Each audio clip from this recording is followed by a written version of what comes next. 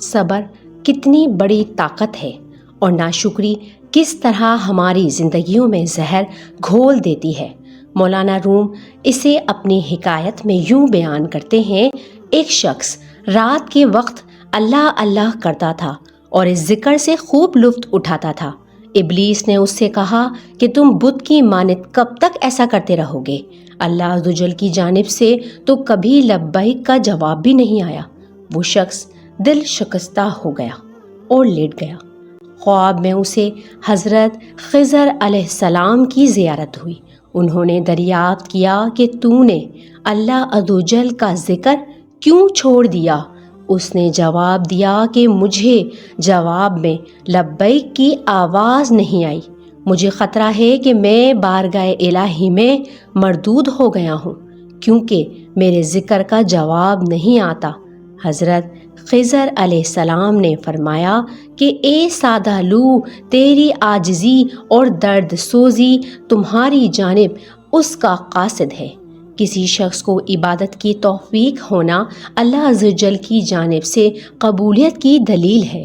یہ اللہ عزوجل کا ہی کرم ہے کہ وہ اپنی یاد میں لگا دے۔ اللہ عزوجل کا عشق اس کی رحمتوں کو متوجہ کر دیتا ہے۔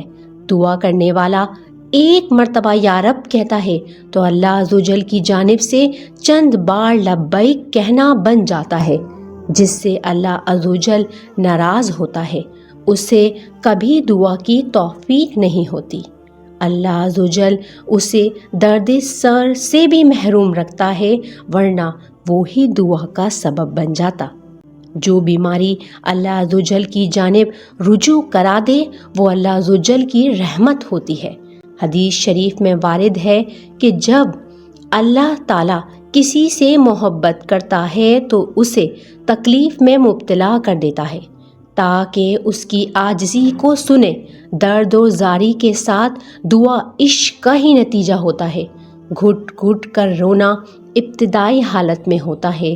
جب انسان درد اور رونے کی حالت میں اے مددگار، اے معین پکارتا ہے تو آواز صاف ہو جاتی ہے اور اسی میں انتہائی غم کی کیفیت ہوتی ہے۔ جب جذبہ الہی طاری ہوتا ہے تب انسان درد کے ساتھ گریہ کرتا ہے۔ ایک مجاہد جنگ کی سختیوں پر صبر سے کام لیتا ہے تو فتح یاب ہوتا ہے۔ صبر کشادگی کا راستہ ہے اور تمام معاملات میں احتیاط سے کام لینا ضروری ہے۔ غفلت انسان کو منزل سے دور کر دیتی ہے۔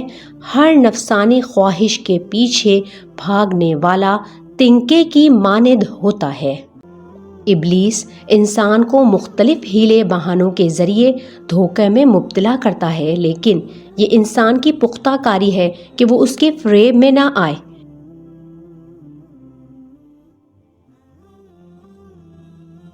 ابلیس کے خوشنما قرب میں بہت سی مضرتیں پوشیدہ ہیں۔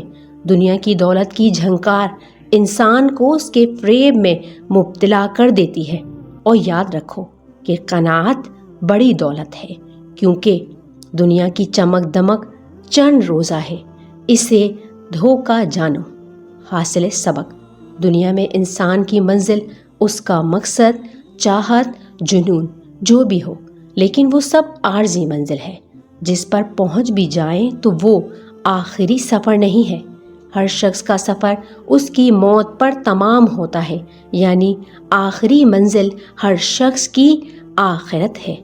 عقل مند ہے وہ انسان جو اپنا ایک ایک قدم پھونک پھونک کر اٹھائے، اپنے نفس کی نہ مانے، شیطان کی سازش میں نہ آ جائے، لالچ سے دور رہے، بے صبری سے خود کو بچائے، تھوڑے پر بھی شکر گزار رہے، تمنا، حصول اور کوشش بھلے جاری رہے، لیکن نظر وہی حقیقی منزل پر ہو، قدم مضبوطی سے جمے رہیں۔